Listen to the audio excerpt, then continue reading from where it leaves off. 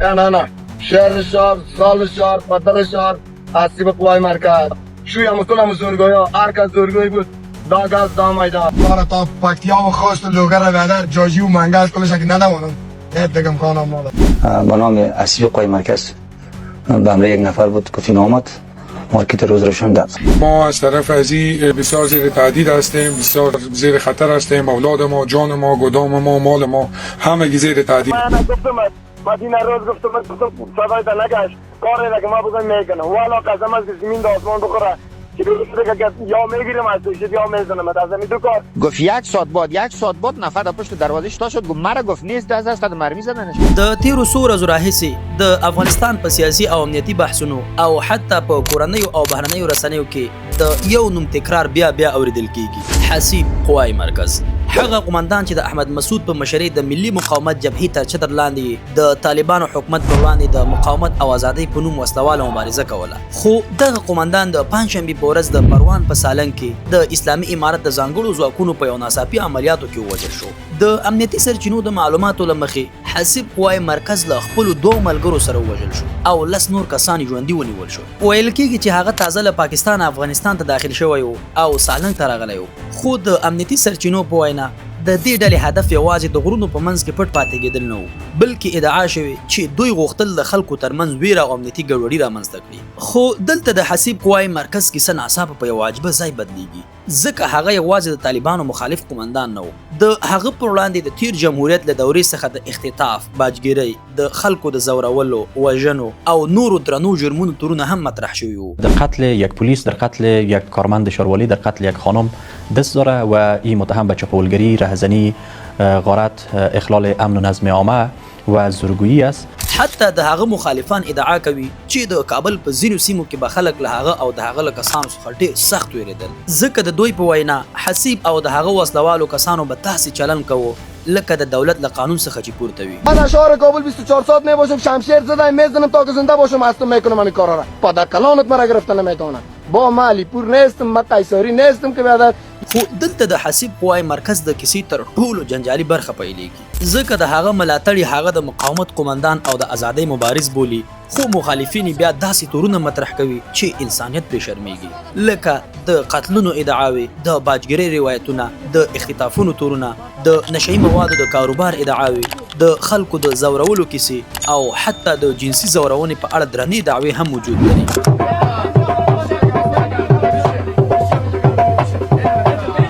خو راځي چې په لومړي سر کې د ورکړل شوو راپورونو په اساس د هغه د ظلمونو څخه پرده جګه کړو.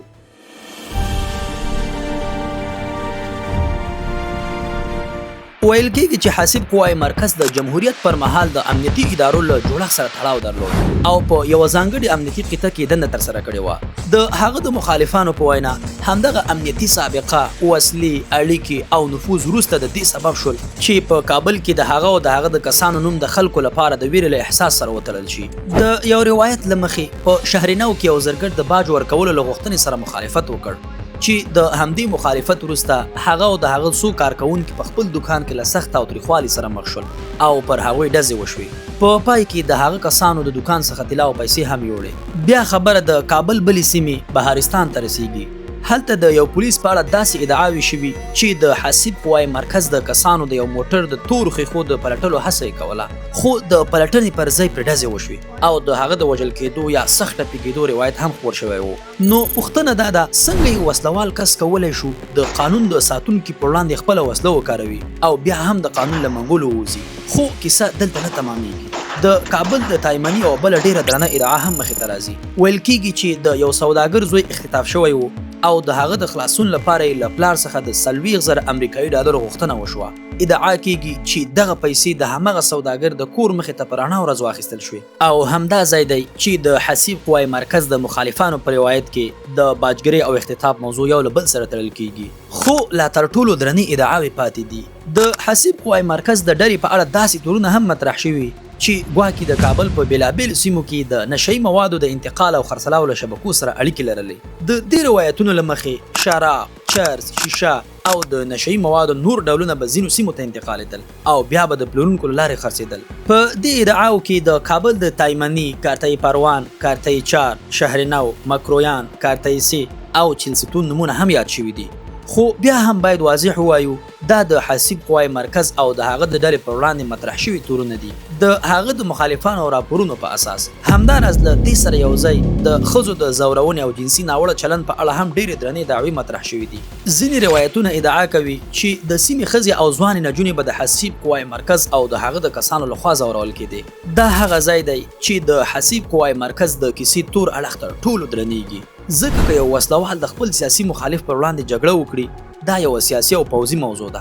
خو که په یو انسان د ملکی خلکو د وژلو، اختطاف، باجګیرۍ او جنسي ځورونې تورونه ولګېږي نو دا بیا د سیاست د پولې ډېر حخوازي. او همدا وجه ده چې د حسیب پنجشیري د نوم په اړه یوازې د مقاومت کلمه د ټولو پوښتنو ځواب نشي کېدای. د هغه د مخالفانو په روایتونو کې یوه بله ادعا هم ډېره تکرار شوې. ګواکې د قوای مرکز او شاوخوا سیمو کاروباریان د ده له کسانو څخه دومره ویرېدل چې په یو وخت کې د اعتراض په ډول خپل دوکانونه او دفترونه تړلي وو. دوی ادعا کوله چې له دوی څخه په زور پیسې اخیستل کېږي. همداراز د یو بل روایت له مخې هغه به په کابل کې داسې چلن کوو چې خلک یې د نوم په اورېدلو مخالفت څخه ډډه کوله. حتی داسې ادعاوې شوي چې په قوای مرکز کې به یې د سړک پر منځ کې چوکۍ ایښې وي، موټرونه به یې درول او چا به یې د لرې کولو جرأت نه کوو. دا یوازې د یو شخص د زور خبره نه ده، دا د یوې سختې پوښتنې خبره ده.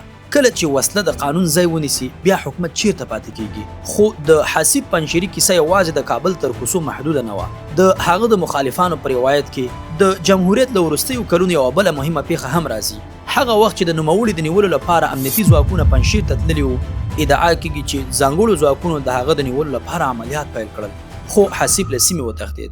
همغه پیښه د هغه د مخالفانو په ذهن کې د یو بل تصویر سبب شوه. یعنی خلاصه دا چې حسیب قوای مرکز هغه وسلوال و چې دولت یې د نیولو توان هم نه درلود. خو د 2021 کال د اګست له هغې ورځې وروسته چې کابل سقوط وکړ د حسیب پنجشیري د ژوند پخوانی فصل هم پای ته ورسېد. هغه ډله چې پرون یې د امنیتي ادارو په منځ کې دنده لرله نوره موجوده نه وه. هغه نظام چې پرون یې د نیولو هڅه کوله له منځه تللی و، او هغه ځواک چې پرون د دولت پر وړاندې د زور او نفوذ د عمله د خلکو ترمنځ نوم پیدا کړی و اوس د یو نوي دښمن پر وړاندې په غرونو کې راڅرګندېده. حسیب پنجشیري د طالبانو پر وړاندې د مقاومت د جوړښتونو سره یو ځای شو. د ده لپاره دا د مبارزې نوی پړاو و. د ده د پلویانو لپاره هغه نور د پخواني جمهوریت د یو امنیتي قمندان په نوم نه یادېده، بلکې د طالبانو پر وړاندې د مقاومت یو جنګیالی و. خو د ده مخالفینو بیا ویل هغه د نظام د سقوط وروسته د خپلو پخوانیو کړنو د حساب ورکولو پر ځای د مقاومت تر نوم لاندې یو ځل بیا وسلوال فعالیت ته مخه کړه. حسیب به کله ناکله په ټولنیزو رسنیو کې راڅرګندېده، ویډیو به یې خپروله، د طالبانو پر وړاندې به یې سختې خبرې کولې، د مقاومت د دوام خبره به یې کوله، خو د هغه د فعالیت اصلي ځای به ډېری وخت څرګند نه و. هغه به له یو ځایه بل ځای ته تللو، کله به په افغانستان کې و، کله به یې د ګاونډیو هیوادونو د سفرونو خبرونه خپرېدل، او کله به داسې ویډیو راڅرګنده شوه چې د ده د ځای په اړه به یوازې اټکلونه پیدا کول. د طالبانو حکومت بیا ادعا کوله چې په افغانستان کې د دوی پر وړاندې د پام وړ وسلوال ګواښ نور موجود نه دی. خو د مقاومت جبهې بیا ویل چې د دوی وسلوال په بېلابېلو سیمو کې فعال دي. همدا تضاد د حسیب قوای مرکز د نوم شاوخوا هم موجود و. یو لوري ویل هغه یو مقاومت کوونکی دی، بل لوري ویل هغه یو وسلوال مخالف دی چې امنیتي ګواښ جوړوي. او حسیب قوای مرکز په همدې جنجالي فضا کې د مقاومت د یو پیژندل شوي قمندان په توګه خپل فعالیت ته دوام ورکاوه. خو بیا د 2018 کال اګست راورسېد او د حسیب پنجشیري نوم یو ځل بیا د افغانستان د خبرونو سرلیکونو ته راغی. دا ځل نه د یوې ویډیو له امله، نه د یو سیاسي پیغام له امله، بلکې د یو مرګوني عملیاتو له امله د حسیب قوای مرکز نوم د رسنیو په سرلیکونو کې ګرځي. کله چې د حسیب قوای مرکز د وژل کېدو خبر خپور شو، د افغانستان د سیاسي فضا یو بله څپه هم ورسره راپورته شوه. د مقاومت جبهې د هغه وژل کېدل تایید کړل. احمد مسعود د هغه پر مرګ غبرګون وښود. د مقاومت پلویانو هغه د مبارزې په لاره کې قرباني شوی کس وبله، او ځینو پخوانیو سیاسي څیرو هم د هغه د مرګ په اړه د خواشینۍ پیغامونه خپاره کړل.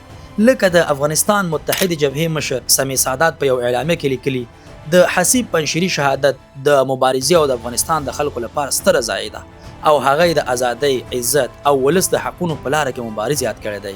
د مارشال عبدالرشید دوستم په پیغام کې حسیب پنجشیري د طالبانو پر وړاندې د مقاومت په ترڅ کې وژل شوی مبارز بلل شوی، او د هغه د مرګ په اړه خواشیني څرګنده شوې ده. دوستم ویلي چې د هغه مړینه به د مقاومت روحیه لا پیاوړې کړي، او د هغه کورنۍ او ملګرو ته د تسلیت او صبر پیغام وړاندې کړی دی. محقق هغه د مقاومت له اغیزناکو کسانو څخه وبله. کریم خلیلي د هغه د زړورتیا او فداکارۍ ستاینه وکړه. سرور دانش وای د حسیب مرګ د ازادۍ او د خلکو د حقونو لپاره د مبارزې درون قیمت دی خو په بل اړخ کې د طالبانو پلویانو او د حسیب قوای مرکز مخالفانو د هغه د مرګ په اړه بیخي متفاوت تصویر وړاندې کړ دوی وایي حسیب قوای مرکز یو ظالم قاتل غل باجګیره او په لسګونو نورو جرمونو او قضیو کې لاس درلود